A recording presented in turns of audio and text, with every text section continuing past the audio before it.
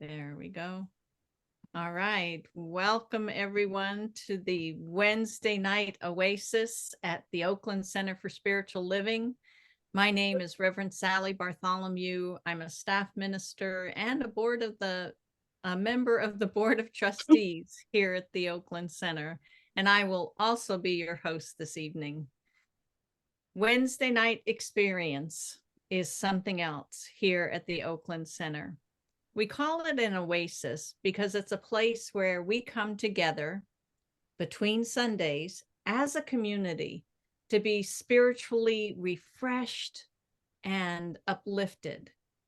We build upon the theme of the previous Sunday's talk so that we could dive into it even more than what we heard on Sunday. We use what we call a satsang style that's informal, it's intimate, and it's interactive. So tonight, I know that we are in for a real treat. Our annual theme this year for 2024 is a grand rising. The monthly theme for this month of March is that's how we've never done it. Now, last Sunday, Reverend Sunshine Michelle Coleman introduced ideas inspired by the talk title of Up Until Now. And tonight, our returning speaker will continue the exploration of this same topic. So, allow yourselves to get comfortable.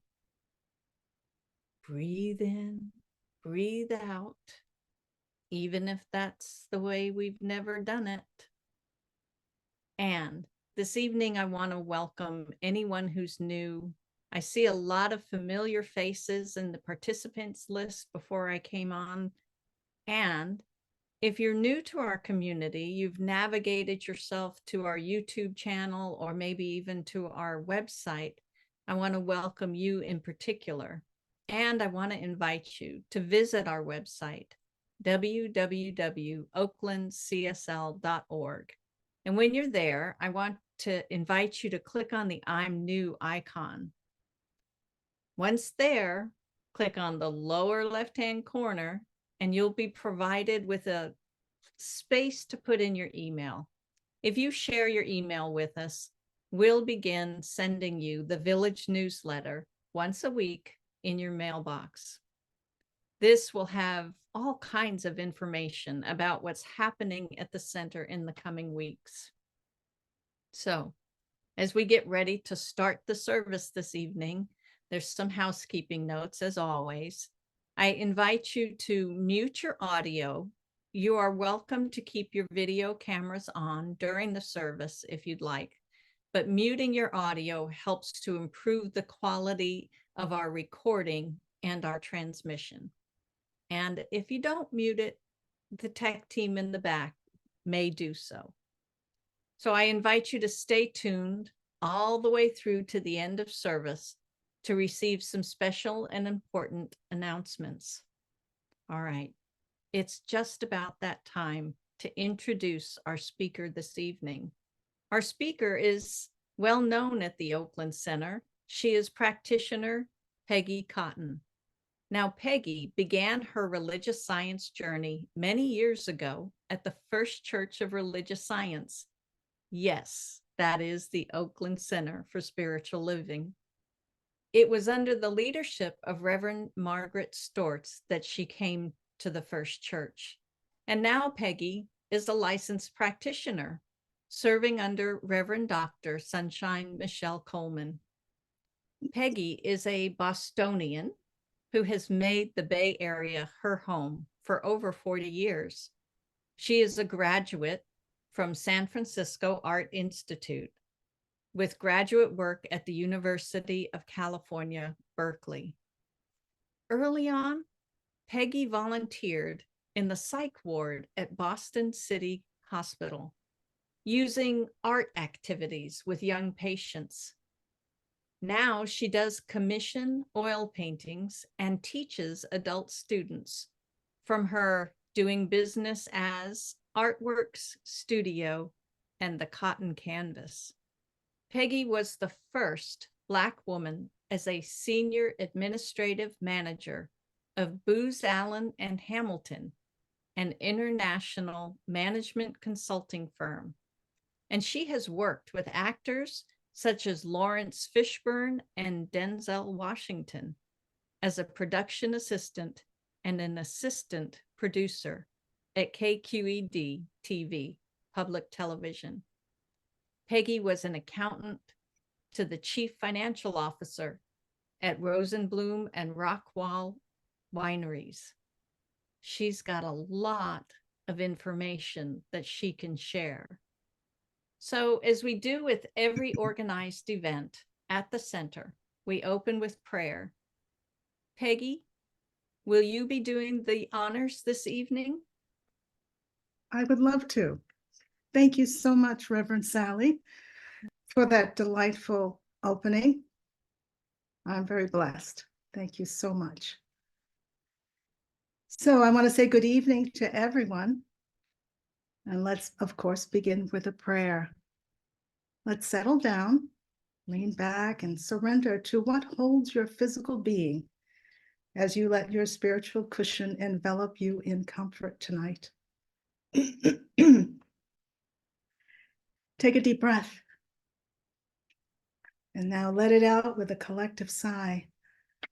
Ah. And as we do, we know that that one breath is the breath of all life, the breath of all thought, of all realizations. It is the breath of the omnipotent, omniscient, omnipresent one divine energy. And as I am one with that one energy, this is true for every one of you, for there is nothing more real or more powerful than that divinity within. This is the absolute truth of who and whose you are. And it is in the awareness of this truth that the weightless blanket of blessings lay blessings upon every one of you, confirming that what transpires, what is shared, and what is realized together tonight is the gift of the presence of God. And so it is.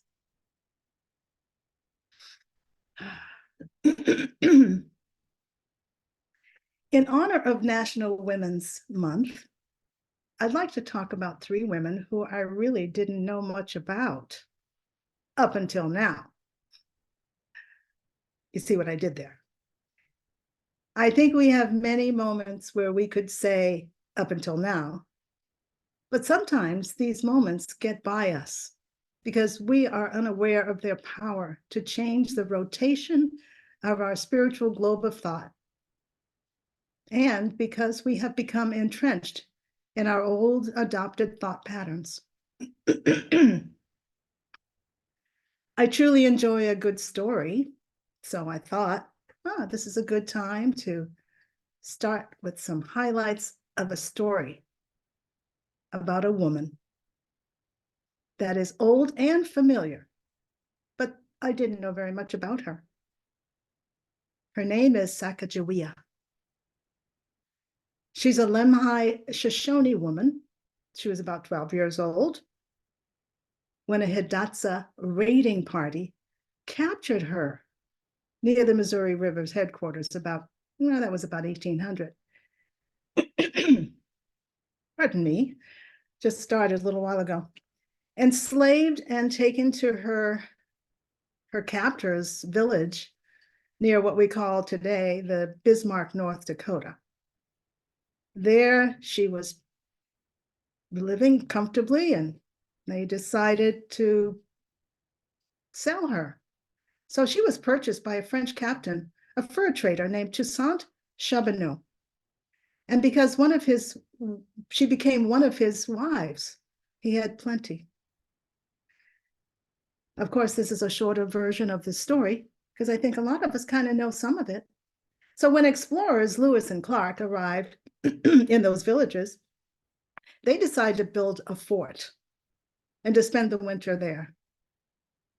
They then decided, let me hire Charbonneau as an interpreter to accompany them to the Pacific Ocean.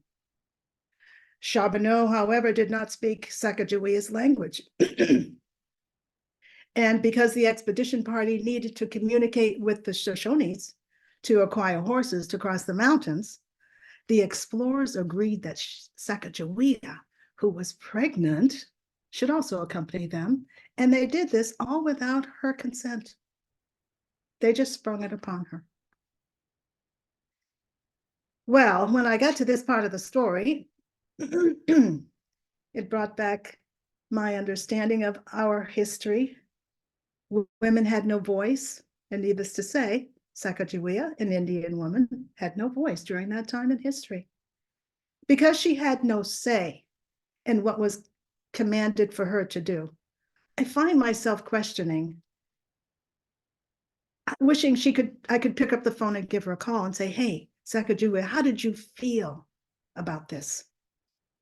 How did she feel that immediate effect of what a moment ago she was saying to herself, this is my life now, this is how I am, to a split second later that says, this was my life, and now it was my life up until now, and now I wonder what my life is going to be. I was free once, and now I'm a slave. I was single, and now I'm betrothed to somebody I don't know, who cannot speak my language.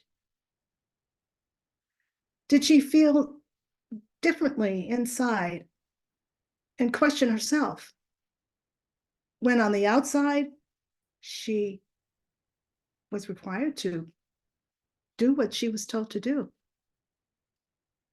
It kind of beckons, makes me think about, did she have a choice?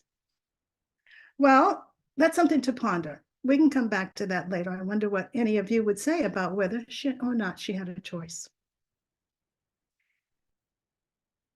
Sometimes I think beyond that further, and I say, when you find yourself, or when I find myself subject to my friend or my family member's expectations of my attitude or my opinion or my behavior that used to be me, but find that I have changed.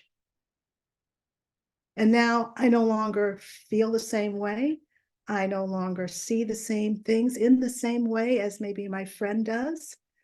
And until she speaks it, when she speaks it, it's like a snap.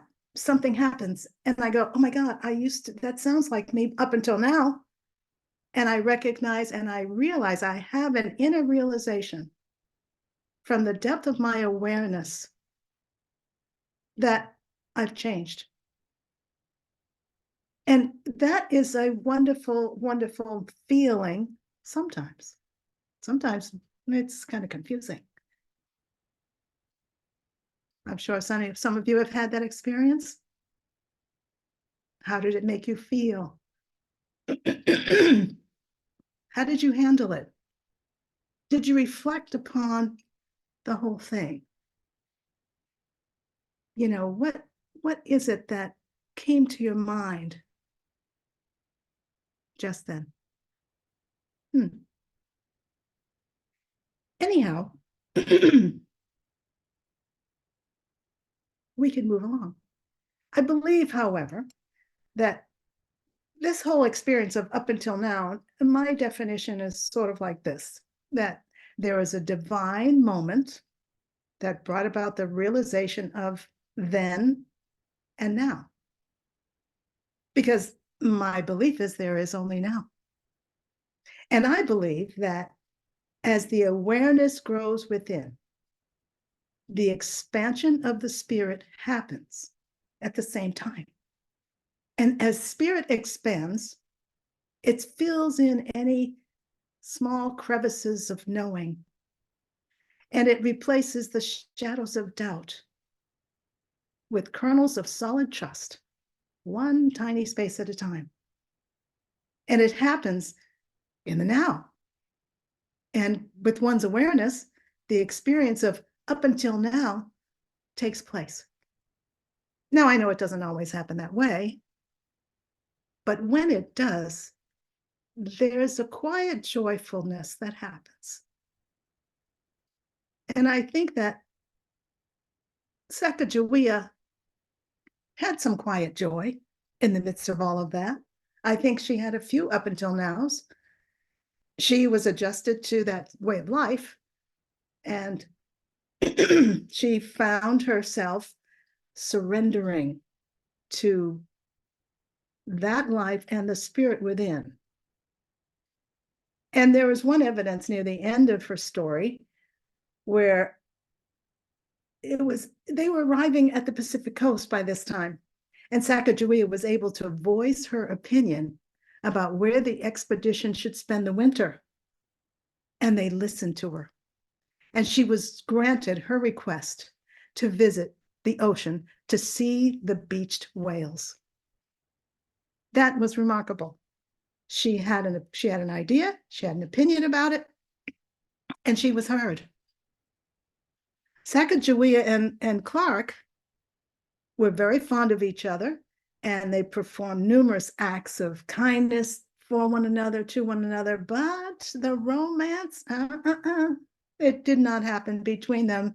It didn't occur until only it was fabricated in latter-day fiction. So nobody really knows. Nobody really knows. So I was left to remember something that Marianne Williamson said. She said, "It is not what I do, but rather who I am that determines the quality of my life." That's what she said. And she wrote it down in a number of ways. She wrote it down in her book on miracles, and in other areas she spoke about it. And I think that that's a good transition to make at this point.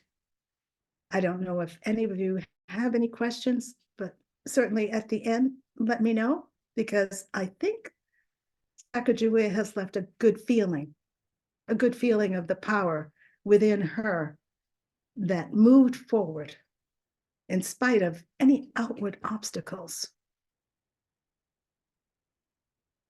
I have another woman too that inspired me. Pardon me, I gotta take some more water.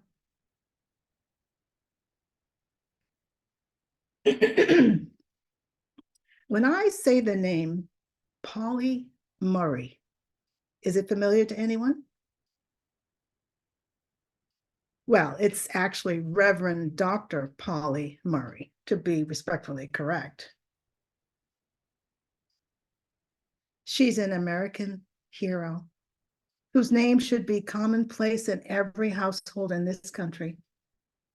Let me tell you a little bit more about her.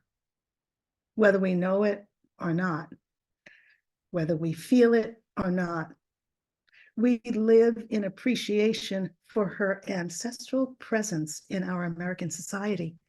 And her legacy, it's the foundation of our very lives here in America.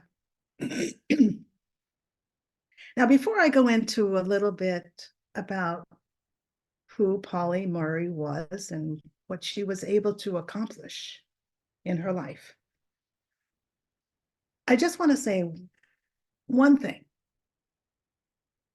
She was driven. Or was she? Was she called? Nonetheless, she was blessed.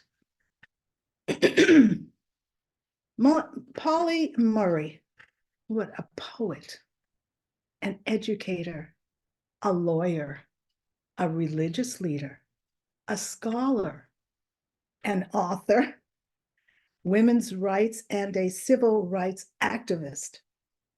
And that's just the headlines. Oh my goodness, I didn't know anything about her.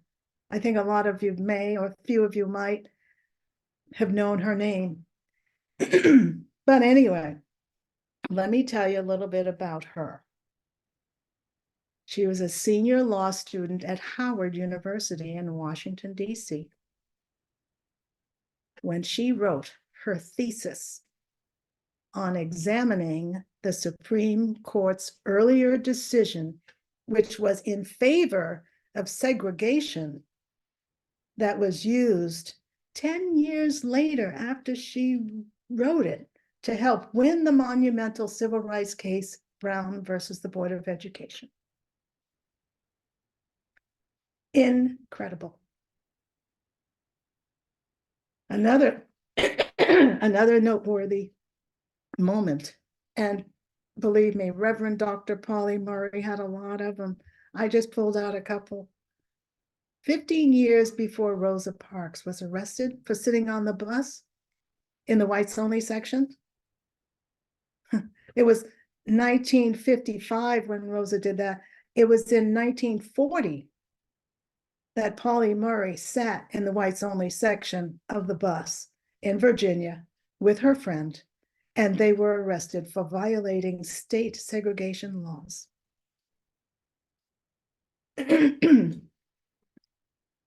Incredible. She wasn't prepared for that. However, this incident and her subsequent involvement with the Socialist Workers Defense League led her to pursue her career goal of working as a civil rights lawyer. So there it is. It's an up until now moment. Now, I'm sure when they got on the bus, the two of them knew what they were doing. Maybe they suspected they might even go to jail. But what's really important is that one thing beyond that that says, okay, we're going to do this, we're going to go to jail, and they did not know what's going to happen next. They did not know. They did not know, but they probably asked the question, what's going to happen next? And maybe they thought, oh, I'll get out of jail and, we'll sit down and maybe we'll write another treatise or thesis, or we'll do something, because they were driven to make this world a place that works for everyone. That's the drive. And instead, this incident led her to pursue being a civil rights lawyer. Well, she went ahead, she did do that. In 1966, she was co-founder of the National Organization for Women, NOW. And Ruth Bader Ginsburg named Murray as a co-author of the ACLU brief in the landmark 1971 Supreme Court case, Reed versus Reed, in recognition of her pioneering work on gender discrimination. What was Polly Murray thinking? What was she feeling? Nobody knew yet at that time that Polly Murray was a transgender. Whether Polly was stubborn, was she resistant to the world as it was? I think so. I think that resistance is a good thing when what she's working for is something that's driving her spirit from within to make this world a better place.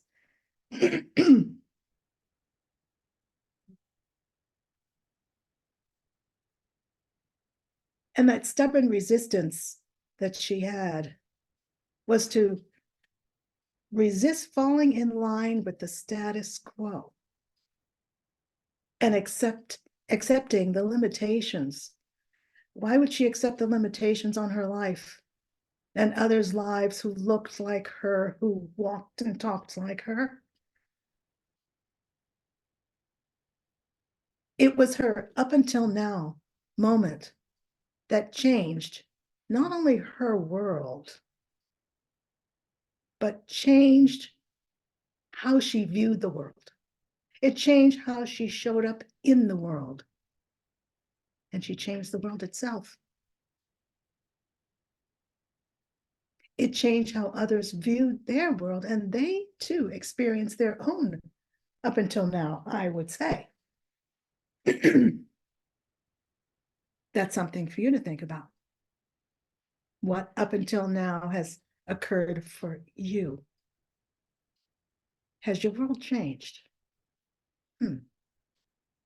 Well, she did go to law school at Howard, where she was the only woman in class.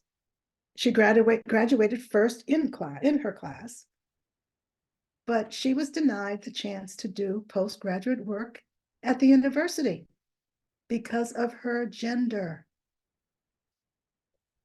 She called such prejudice against women during that Jim Crow era. She called it her Jane Crow, alluding to that Jim Crow laws that enforce racial segregation in the southern states, United States. She earned a master's degree in law at University of California, Berkeley, right here. And in 1965, she became the first African-American to receive her doctorate of jurisdictional, I can't speak that, juridical science, there we go, degree from Yale. And she really changed the way in which this world operates. She made such an impact that proved to be something that we live with today that we don't know is there. She built a foundation upon which we operate. She was profoundly influential in changing the legal foundations of racial discrimination. Well, I could say a whole lot. I'm sure you can find so much more about Reverend Dr. Polly Murray. But one last thing I wanted to say is that she's a co-founder of NOW, which we talked about, vice president of Benedict College in South Carolina. She was the first person to teach African-American studies and women's studies at Brandeis University in Boston. What a trailblazer. What a life. And late in life, she became the first African-American woman ordained as an Episcopal priest and received an honorary degree from Yale Divinity School in 1979. So Polly's story and her achievements continue to inspire the work of scholars and advocates today, activists today, and advocates as well. So there are several different things, places you can find more about her, but one thing I would do want to mention, and I can send it to you later, is her book. And it's called The Autobiography of a Black Activist, Feminist, Lawyer, Priest, and Poet. Her quote, her closing quote said, "And while I could not always suppress the violent thoughts that raged inside me, I would nevertheless dedicate my life to seeking alternatives to physical violence and would wrestle continually with the problem of transforming psychic violence into creative energy." That's what she said.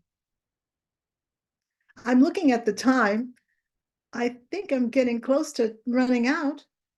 But there is one more person I would wanted to mention. Her name is Ernestine Rose. I don't know if any of you know her name.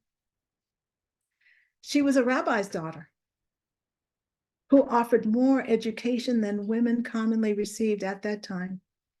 She studied Hebrew scriptures and the Talmud with her father. Her intelligence was more given to questioning than accepting received wisdom. Very early, she began to raise questions about the text that led to gossip in the community and conflict with her father over her heresies, of course. And her mother died. After her mother's death, her father, hoping to keep her in the fold, arranged a marriage without her consent. There it is again. Ernestine, then 16 years old, refused the match and fought to retain her inheritance from her mother, successfully defending against a claim for damages in a secular court by the spurned suitor. He just couldn't have her. At 17, she left home for Berlin, successfully suing for entry to the city where draconian regulations severely limited Jewish settlement. Ernestine supported herself by tutoring and marketing perfume papers of her own invention to deodorize crowded tenement housing. But she was seeking enlightenment. So she studied the texts of all the great religions and concluded that all were irrational and oppressive to women. Her goal for herself and for society was intellectual freedom, freedom from the constraint of religious creeds and dogma. While disavowing Judaism as irrational, Ernestine nonetheless refused conversion to Christianity. She said, "Shall I leave the tree to join a branch?" Well, the following year, Ernestine traveled around Europe in search of colleagues who cared as much as she did about justice and equality. I had no idea who this person was. I share this because what she did was so unique that she had a moment of an up until now several times. No women study the texts that she did. She became a follower of Robert Owen. He was a wealthy industrialist turned social reformer who preached a form of community-based socialism. There she became a follower, a social reformer. And he started an Owenite socialism kind of movement. It emphasized improving the condition of people's daily lives. This resonated for her. This was her up until now moment. Up until now, I've accepted the way things are, she thought, rather than blaming them for shortcomings which were the product of deprivation. Ernestine was an active feminist, and she joined that active feminist wing in the Owenite movement. This provided Ernestine with opportunities to hone her public speaking skills and improve her English, so that by the time she left for America, she was quite fluent, though still with a noticeable accent. However, before leaving England, Ernestine married an Englishman and a fellow Owenite. His name was William Ella Rose, who provided the moral and financial support for Ernestine to travel and speak on behalf of the social reforms they both cared about so deeply. No sooner did Ernestine Rose arrive in New York in May of 1836 that she was out knocking on doors with a petition for married women's property rights. Rose was one of the first to speak publicly in America on women's rights and the first to petition for women's rights. Wow. 12 years of activism. In 1848, New York State passed the first married women's property law in the United States because of Ernestine. The New York campaign led to lifelong connections between Ernestine Rose, Elizabeth Cady Stanton, and Pauline Wright Davis, who, together with growing numbers of women, would build a women's rights movement in America. Susan B. Anthony, who joined the movement in 1852 and became its best-known leader, often acknowledged Ernestine Rose's pioneering role and kept a photo of her on her study wall. When you think about the story of Ernestine, did her story give you that up until now moment where you hadn't realized how deeply you believed what you already believed, and that the change or shift you now experience is in your own awareness of your belief itself? Think about that. Either way, a change occurs to be embraced. in the realization of your own up until now moments. For change is a surrender to God, to the plan of God. For in God there is nothing wrong. Ernestine wrote, and she said, silence is consent.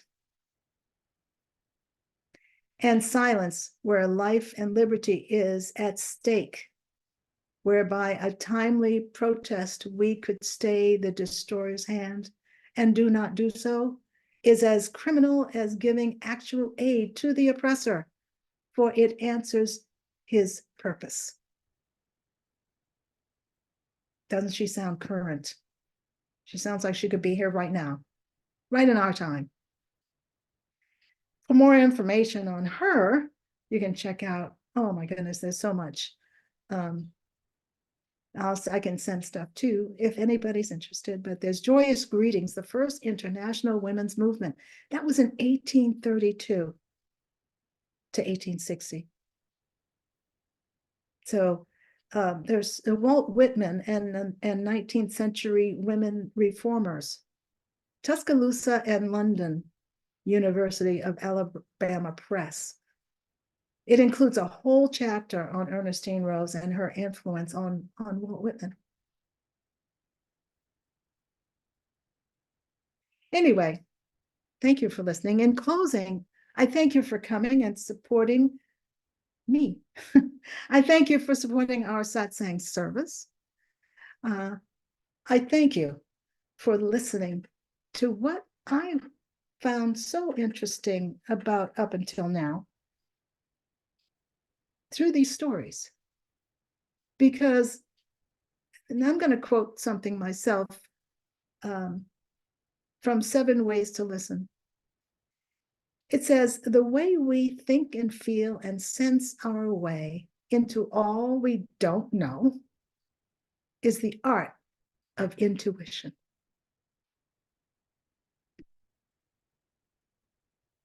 Does anybody have any questions? First, I invite everyone to give some snaps and claps and love to Peggy for all of this great information. There was so much information, I couldn't keep up with the typing. So maybe you can put some of the information in chat, but in the meantime, Peggy's got a question for us. I'm going to ask it this way. What resonated with what she shared? What would you like to speak to about what she shared? Go ahead and you can raise your hand like this. You can use the raise your hand to let us know that you've got something to share with us. Who's got something to share this evening?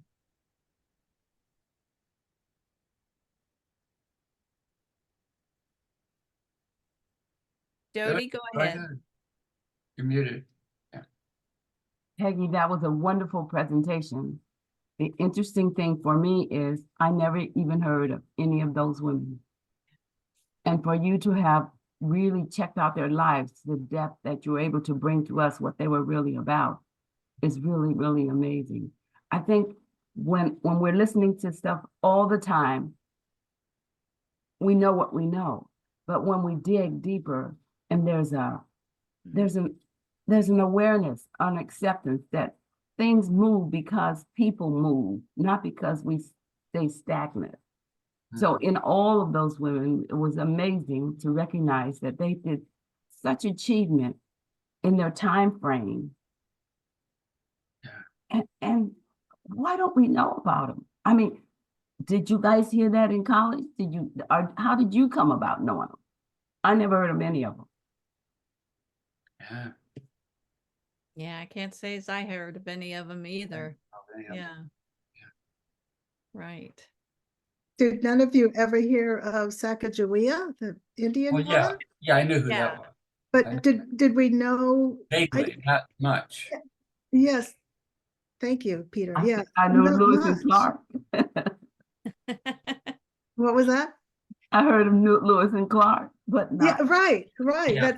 That's all we really heard, because as a woman, even when we were told it in our generation of our education, we were not educated on her plight, what was going on with her, and how she shared her skills to help them, but how there really was no help for her.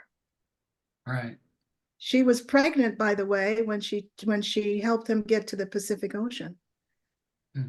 And she was carrying a baby that was going to be born soon, and that was not a concern of the men at that time.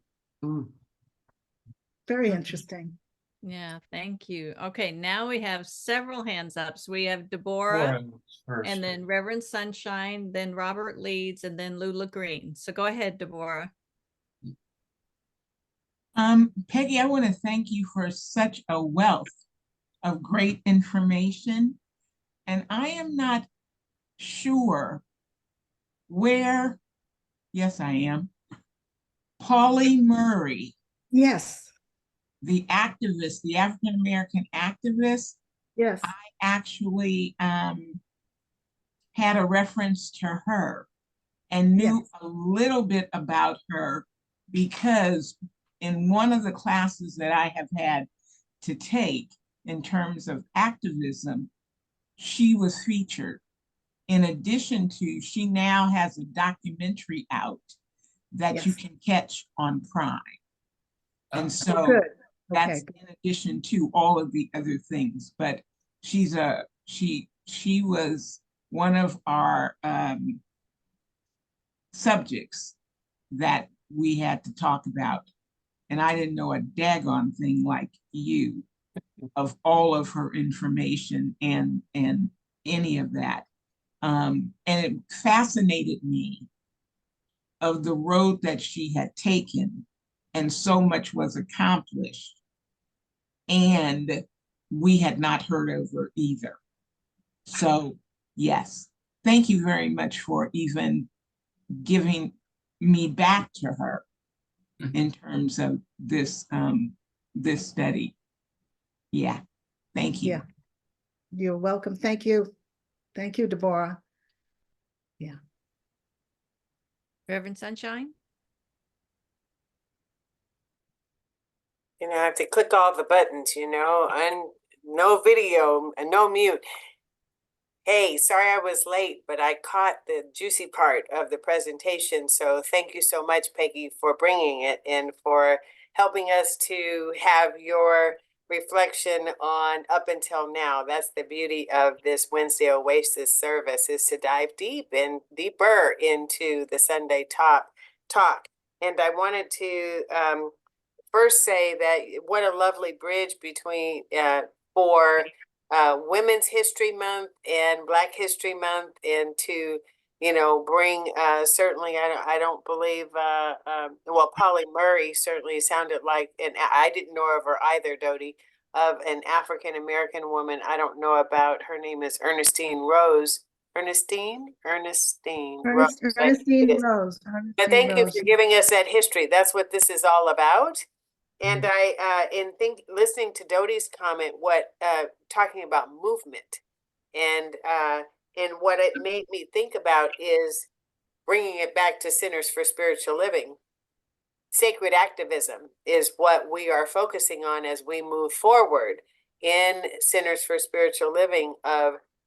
This is my interpretation, nobody else's, but how we bring spirituality and activism and movement. This is what the Ernest Holmes talked about: treat and move your feet. It's one thing to pray, but what we need to do something with it. We are instruments of, and what do we do with it? And just to let y'all know, I sit on the sacred activism team now. There was a task force that now is an umbrella that is coming together as a committee with various pieces, and we had a meeting just today. So I feel inspired to know that we are moving in the direction of doing some of the things that a lot of our pioneers did, like Pauli Murray. I'm sure Miss Ernestine did that too, where they felt certain things and then they put some action to it. So I love the way we're bringing the two together with the historic movement, with the current movement, and that's, like you said, the way we make it a world that works for all. So thank you so much. You're welcome. You're very welcome. Thank you. Robert? Thank you. Mhm. Is am I on? Yes. Yeah. So yeah, I just want to say, like everybody else, that it just is fascinating information. And you know, these people who were so I think Reverend Sunshine Michelle, you said your Grammy called it holy boldness. You know, people who have that drive, they see injustice in the world. They know that things could be better, and they commit themselves to making that change. It's I just find it that really inspiring, because I think so often we see so many things in the world that need changing, and we think, what can I do? I'm just one person. And it reminds me of that. There's a famous Margaret Mead quote, where she says, I'm going to read it off my phone: "Never doubt that a small group of thoughtful, committed citizens can change the world. Indeed, it's the only thing that ever has." Yeah. So, you know, never underestimate the, you know, what an individual can do. And let's be honest also about why we haven't heard about these people.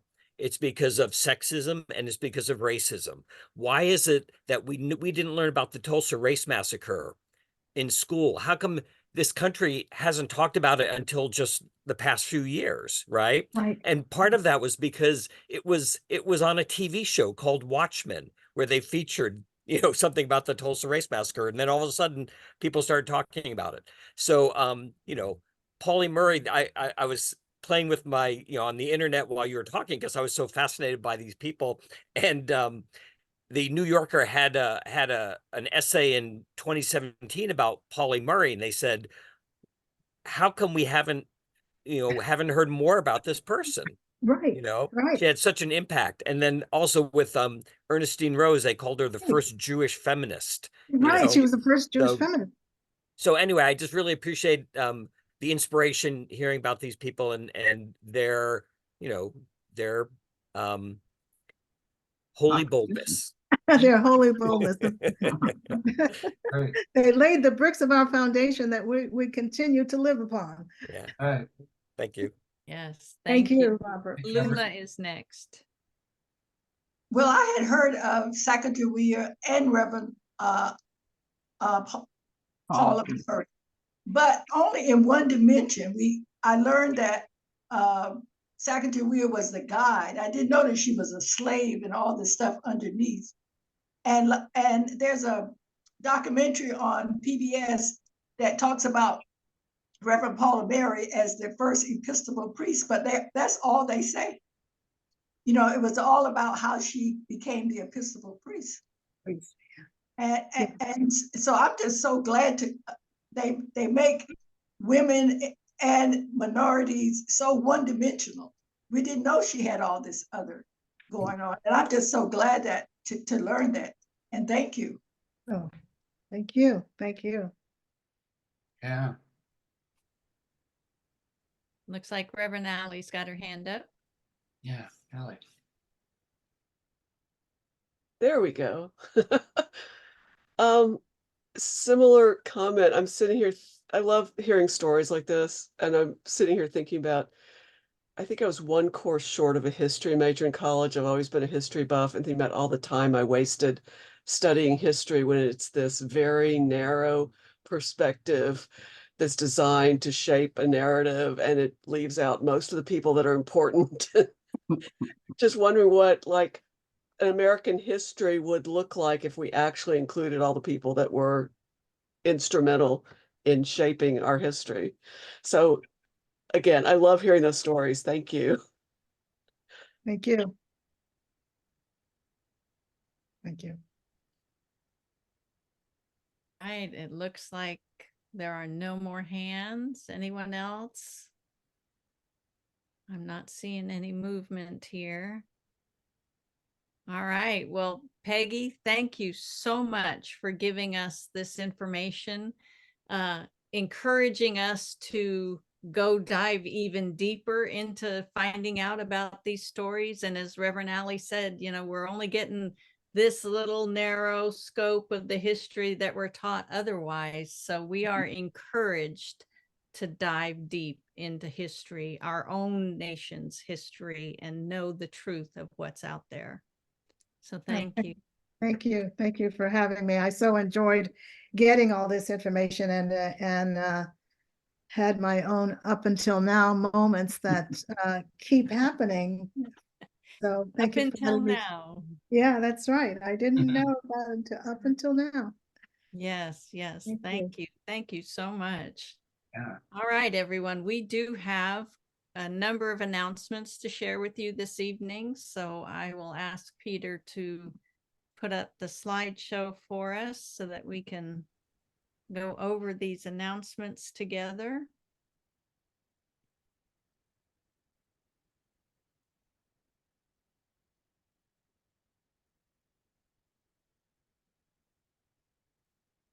All right. Thank you, Peter.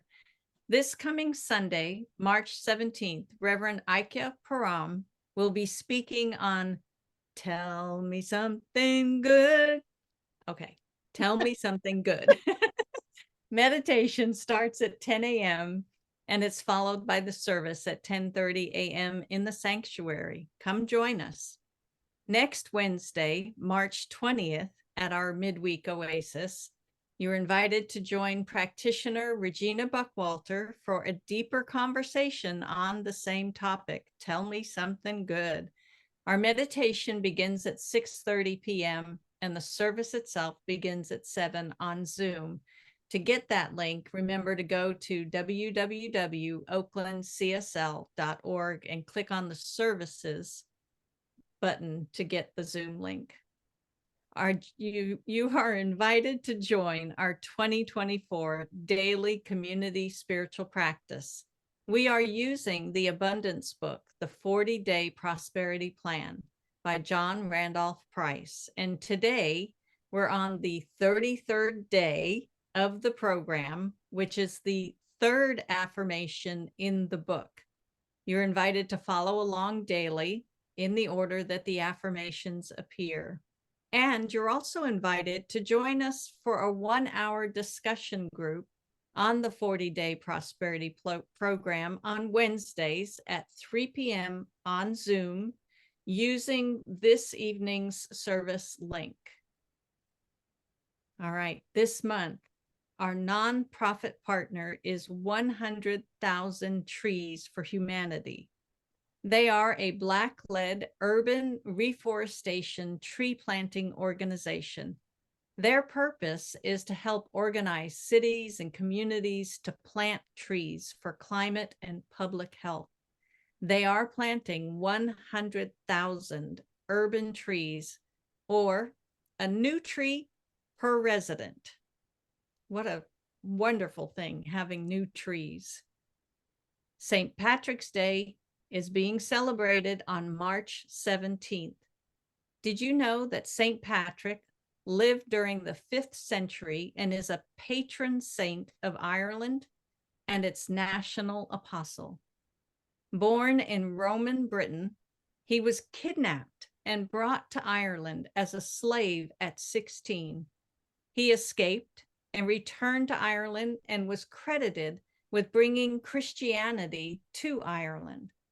We celebrate St. Patrick's Day on the anniversary of his death in the 5th century. The Season for Nonviolence convenes January 30th through April 4th for 64 days, commemorating the anniversaries of the deaths of Mahatma Gandhi and Martin Luther King Jr.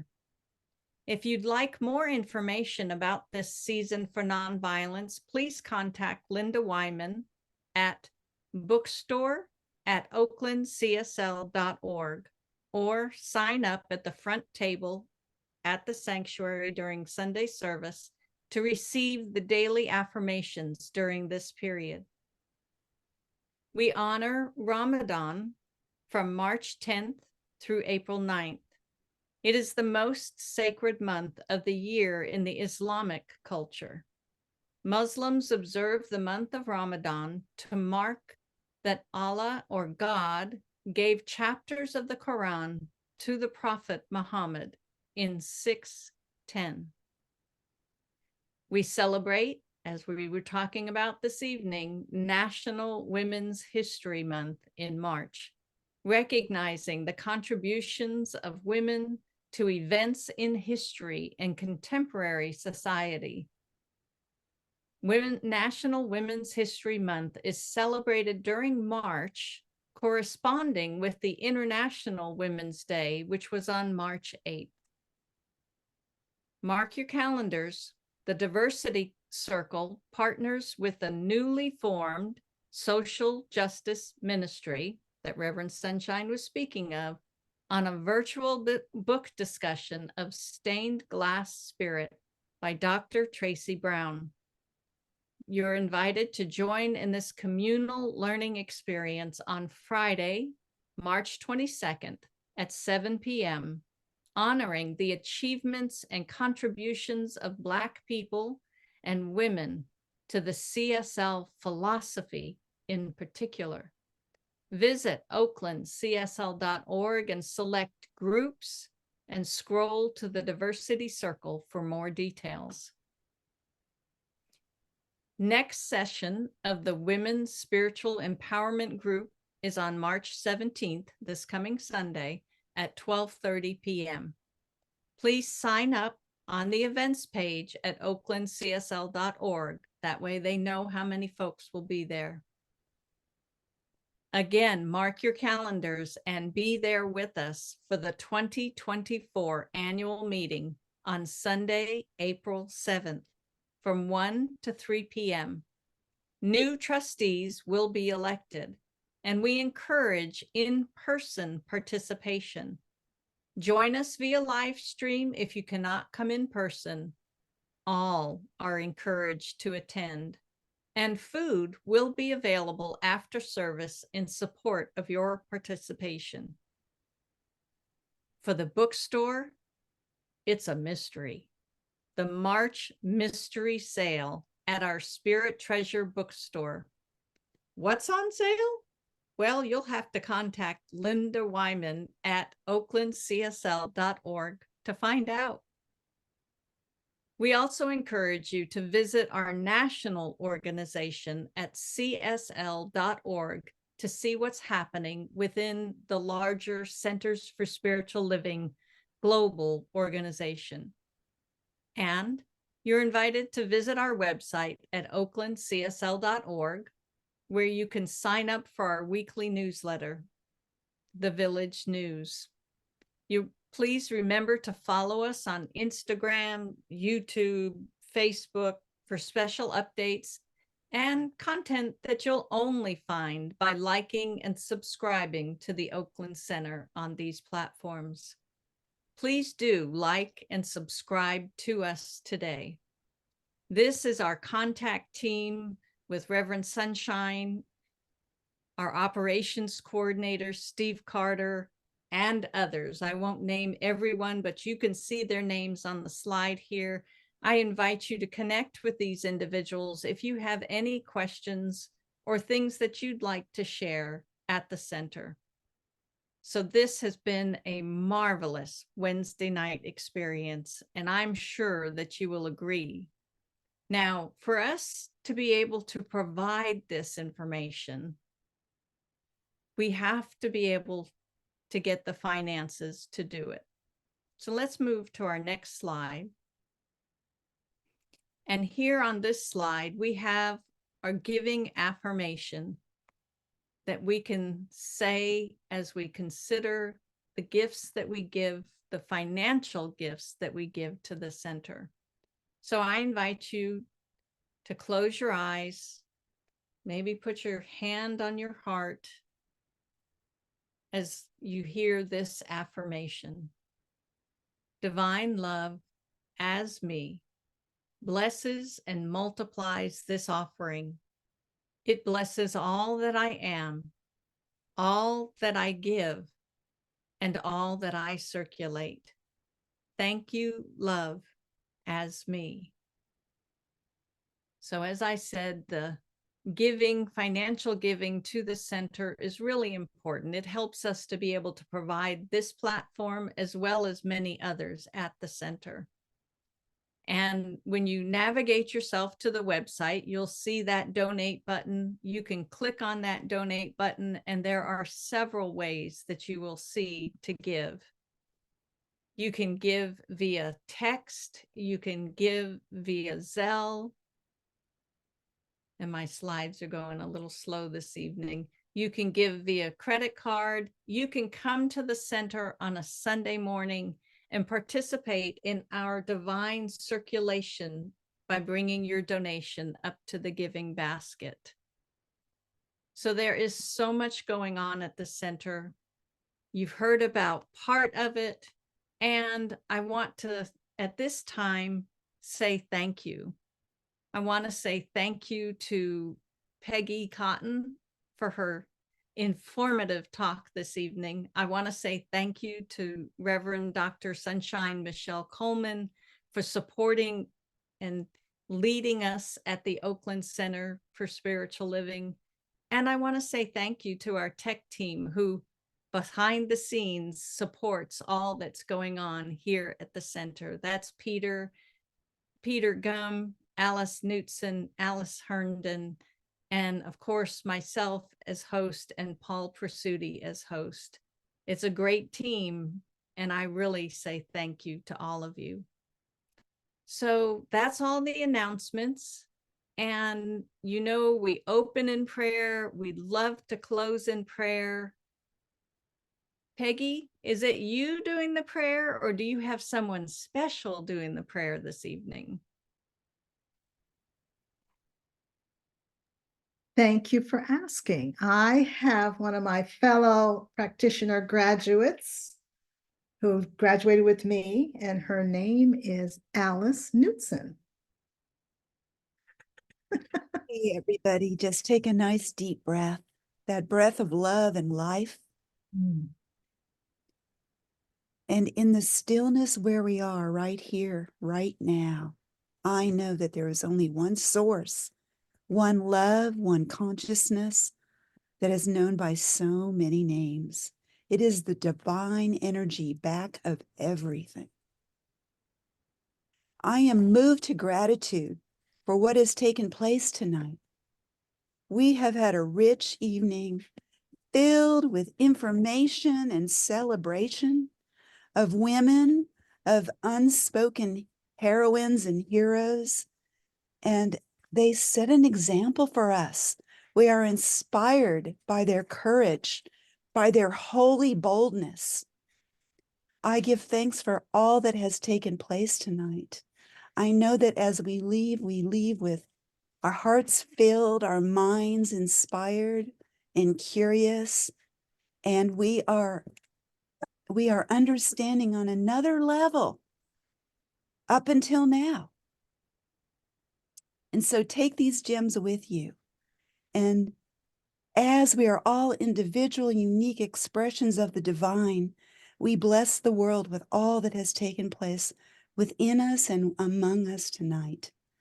And so I close this prayer, and please join me in saying, with incredible gratitude and thankfulness, and so it is. So it And is. so it is.